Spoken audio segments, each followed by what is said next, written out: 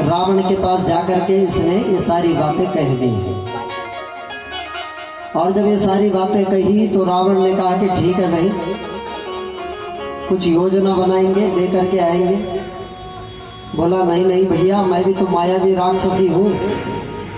आप क्या सोच रहे हैं कि मेरा नाक कटा और मैं सीधे यहाँ चली आई? मेरे पास भी बहुत बड़ी बड़ी दिव्य शक्तियाँ थी जो मैंने अर्जित की तपस्या के बल पर, तो मैंने भी उनका उपयोग किया वहाँ पर, लेकिन वहाँ कुछ नहीं चला उनके सामने। वो दिखने में तपस्वी जैसे लगते तो है, लेकिन शायद वो कुछ और है, जैसे दिखते हैं वैसे है नहीं।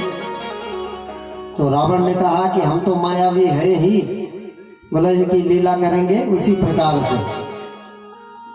तो इसने मारीची को बुलाया, इसके मामा हैं रावण के, और इसको कहा कि माया का मृग बन करके, सोने का मृग बन करके तू चलना मेरे साथ में। और इसने किया भी वही, माया मृग बन करके ये आया, सीता का मोह हुआ और सीता ने हट धारण कर ली। न कदापि दृष्टम न कदा श्रुतम वा, जो चीज कभी देखी नहीं गई, न सुनी गई कि सोने का भी मृग होता है कि नहीं होता, आज उसी की जिद सीता ने बांध ली और राम से याचना करने लगी, हे स्वामी मुझे ला करके दो बस कैसे भी। और 3 हट होती हैं जीवन में, संसार में 3 हटें सबसे ज्यादा खराब है। एक है बाल हट, बच्चा। क्या है? बाल हट। बच्चा जो हट धारण कर लेता है, जब तक ले नहीं लेता तब तक उसका रोना बिल्कुल भी बंद नहीं होता। दूसरे नंबर पर आती है जोग हट, बोल दे ना जोग हट नहीं, दूसरे नंबर पर है जोग हट। और तीसरी हट, अब नहीं यहाँ से नहीं बोलो, बोलो राधे राधे राधे राधे। तो बोला सीता ने हट धारण कर ली कि मुझे चाहिए।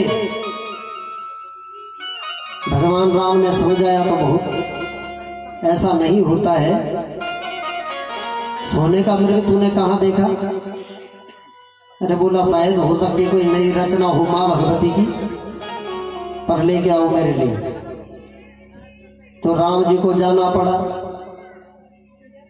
राम जी चले गए मृग के पीछे और आगे आगे दौड़ रहा है मारीची मृग बन करके, और पीछे पीछे धनुष और बाण लेकर के भगवान राम पड़े हैं।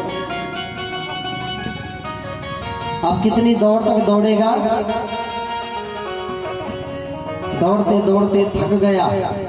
अब इसे पता चलने लगा कि अब मेरी मृत्यु निकट ही है, क्योंकि रावण भी इसे मारने के लिए उद्यत हुआ। इसने पहले मना कर दिया कि नहीं मैं ये काम नहीं करूंगा, लेकिन रावण ने कहा तू, अगर रावण ने कहा यदि तू ये नहीं करेगा तो बोला मेरे हाथों मारा जाएगा।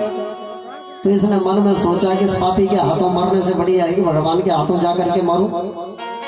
अरे कम से कम भगवान के लोग तो जाऊंगा। और बोला दोबारा यहाँ नहीं आना पड़ेगा, इससे बड़ा मुझे कुछ नहीं चाहिए। तो इसने तो मन में ठान ही रखी थी कि भगवान के हाथों आज मेरी मृत्यु हो ही जाएगी। और इसने क्या किया, जैसे ही देखा कि भगवान बहुत ही निकट आ गए राम जी,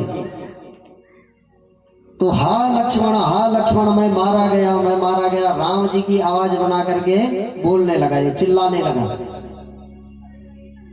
और जब ये चिल्लाया तो सीता जी ने सुना। बोला लक्ष्मण तुम सुन रहे हो कुछ? तो लक्ष्मण जी तो सब समझ गए, क्योंकि माया राक्षसों की इन्होंने जंगल में पहले भी बहुत देखी थी, ये तो समझ रहे हैं। लेकिन माँ सीता पहली बार वन में आ रही है, इसलिए उनको डर लगने लगा। अब आवाज भी राम जी की सुनाई दे रही है, बोला जाओ और उनको बचाओ। लक्ष्मण ने बहुत प्रयत्न किया कि वो राम जी नहीं है, वो सर्व सामर्थ्य पुरुष है, वो किसी से पराजय होने वाला नहीं है। लेकिन बोला नहीं, सीता कह रही है कि तुम्हें जाना पड़ेगा, बचाओ। और बोला नागमिष्यति चेद रामो जीवितम संत्यजाम्यहम्। लक्ष्मण भले ही तुम न जाओ, लक्ष्मण भले ही तुम राम जी को बचाने के लिए न जाओ,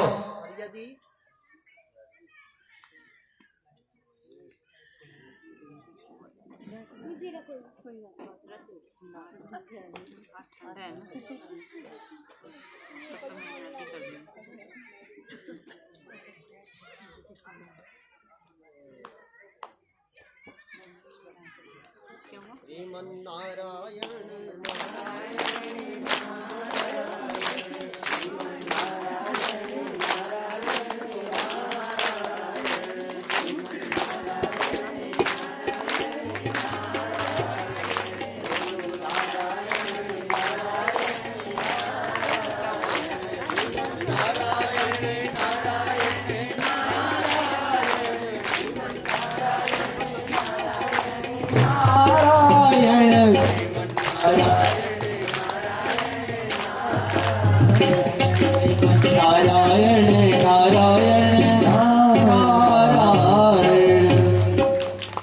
नागमिष्यति चेद रामो जीवितम संत्यजाम्यहम्।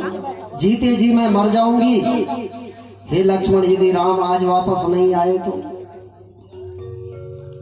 तो लक्ष्मण जी ने देखा, पहले हट तो बांधी थी तब की मिर्गी के पीछे भेज रहे थे, दूसरी हट ये बांध दी कि लक्ष्मण तू जा ही जा।